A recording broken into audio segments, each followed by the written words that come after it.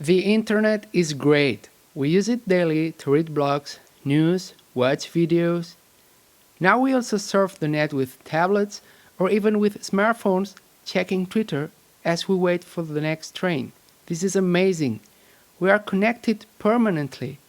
But, and there is always a but, we are more exposed to threats and dangers than ever.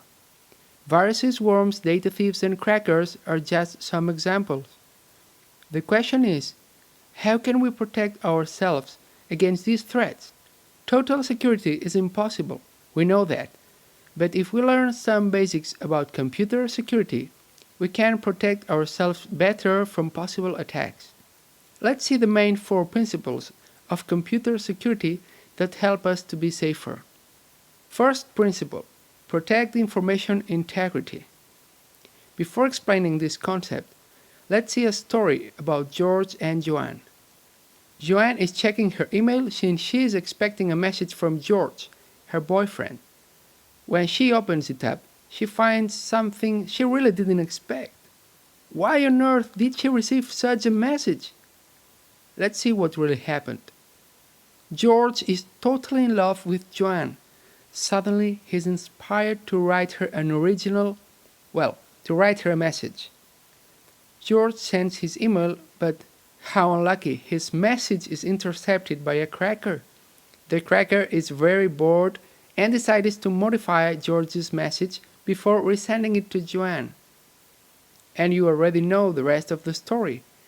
Joanne doesn't know that the message has been modified by another person and she is very angry and wants to split up with George. This is an example of data integrity alteration. The modified information can be a text, an image as the one you see in your screen, a file. If you receive this image, you think that it is the same one that the sender attached. But it could happen that the sender attached this image, but you received this one. You'll probably think that this is the original image that was sent to you. When somebody modifies data without authorization or permission, we say that the data integrity has been altered, either because of some modification or because of some deletion.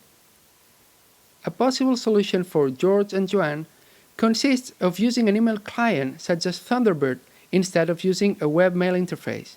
This way, George could digitally sign his messages.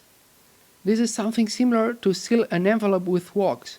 If you send your message and somebody who is not authorized opens it, the receiver will notice that the message was read and might have been altered.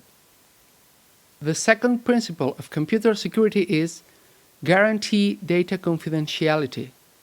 Before explaining its meaning, we'll first see another story. George convinces Joanne not to split up with him. He goes to visit her and brings her a surprise. He wanted to send it by email, but after all the fuss about the email incident, he prefers to go in person. But George has a bad day and he loses his pen drive. After a while, a man sees it and picks it up. He goes home and once there, let's see what we have here. Okay, which one of these folders would you check first? Exactly, the photos folder, which is what the man chooses. He finds out a photo session of George as a special gift for Joanne. The man can't help laughing about this funny situation. Well, funny for him, but not for George or Joanne, the only ones that had to see these pictures. Let's talk now about confidentiality. In a communication, the sender sends a message to the receiver through a channel. That message could be intercepted by a third person. But if the sender encrypts the message, the interceptor will get a text with no meaning and almost impossible to decode. That is confidentiality, when only authorized people have access to private data.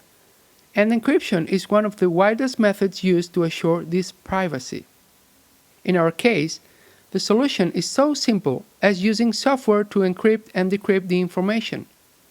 TrueCrypt is a free open-source disk encryption software for Windows, Mac, and Linux that allows easily to protect your data. The third principle of computer security is assure resources availability. And these resources can be hardware, such as hard disk, or software, such as files, folders, or applications.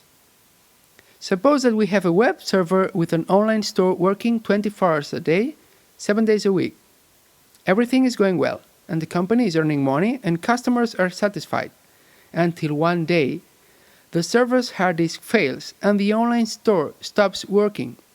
Suddenly, a resource isn't available. Suddenly, customers can't buy and start complaining, and the company loses money and credibility. This is something similar to when you are hungry and want some cookies. You look for the jar of cookies, and there are always cookies. And if you run out of cookies, then your mother appears with more cookies to fill the jar and your belly. That is availability. You have cookies whenever you want them. In computer security, availability refers to the fact of having access to your resources whenever you need them. Again, the solution is rather simple. Instead of using just one hard disk, we use 2 disks in a redundant storage system called RAID 1. With RAID 1, everything in the first disk is duplicated in the second one.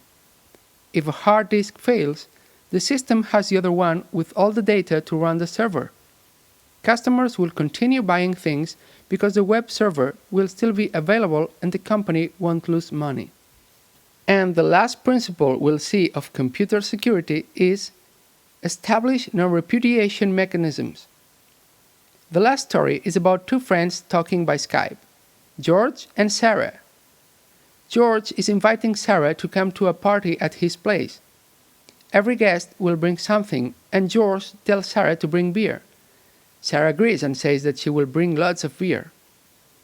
The next day, Sarah arrives at the party empty-handed. Then George asks, "Where is the beer?" And Sarah replies, "Beer? You didn't tell me anything about beer."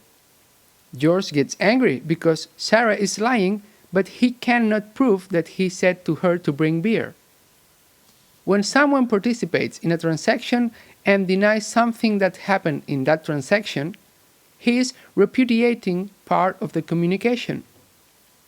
In the picture, the man on the left lies to the other one, denying some order he received. The man on the right suspects something, but he cannot prove anything. In computer security, non-repudiation is a mechanism to guarantee that every participant in a transaction cannot deny what he sent or received. A bill is an example of non-repudiation. If you pay for a product and get the bill, you can prove that you paid for it showing the bill. In computer technology, it is also interesting to have non-repudiation mechanisms. For example, if somebody modifies a document and then says, "I didn't do it," you need some way to prove that he really modified that document. In our story, the solution is use WhatsApp instead of Skype. With WhatsApp, you have all the sentences you exchange with other people. When you send a message in WhatsApp, first a clock appears. That means I am sending your message to the WhatsApp servers. Then a tick appears, and that means the message just arrived to the WhatsApp servers. Finally, when a double tick appears, means the message has been delivered to the recipient. That is a proof that the message arrived and is a non-repudiation mechanism. Moreover, if the recipient sends you back a written confirmation such as, "No worries mate, I'll bring beer for everybody," then you have even more proofs in the case he arrives at your party empty-handed. To sum up, we just learned 4 of the computer security principles: integrity, confidentiality, availability, and non-repudiation.